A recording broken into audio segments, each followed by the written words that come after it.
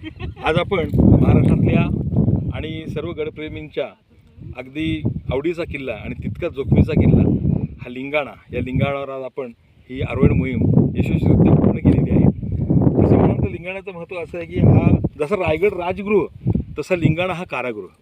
म्हणजे राजकैदी जे होते शिवकाळामध्ये ते सर्व राजकैद्यांना या लिंगाणा किंवा वासोटा किल्ला, आपला खाली इथला कांगोरी किल्ला या ठिकाणी त्यांना डावण्यात यायचं. तर कारण असं होतं, हा इतका बेदाग आणि अवघड किल्ला आहे की या किल्ल्यावरून फक्त वाराच वर येऊ शकतं आणि पाणीच खाली जाऊ शकतं असा हा खूप चढायला कठीण असा किल्ला. आणि या किल्ल्यावर शिवरायांच्या दृष्टिकोनातून त्यांच्या दूरदृष्टीने जे कैदी होते, जे बंडखोर होते, जास्त करून या किल्ल्यावर इंग्रजांनी या लिंगाण्याची हवा खूप बघितलेली आहे.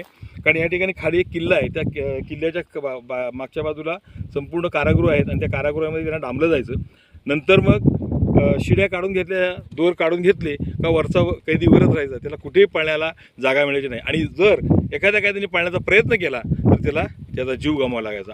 अतिशय कठीण हा तुरुंग त्या शिवकालामध्ये होता. म्हणजे व्हायचं काय की कुठलाही जो कैदी होता तो त्याला इच्छाच व्हायची नाही की या इथून पळून जायची. आणि लिंगाण्यावरची एकदा का त्यांनी शिक्षा भोगली का पुन्हा त्याला शिवरायांच्या वाटेत जायची कधी इच्छा व्हायची नाही. असा दूरदृष्टिकोन शिवछत्रपतींचा या किल्ल्याच्या मागचा होता.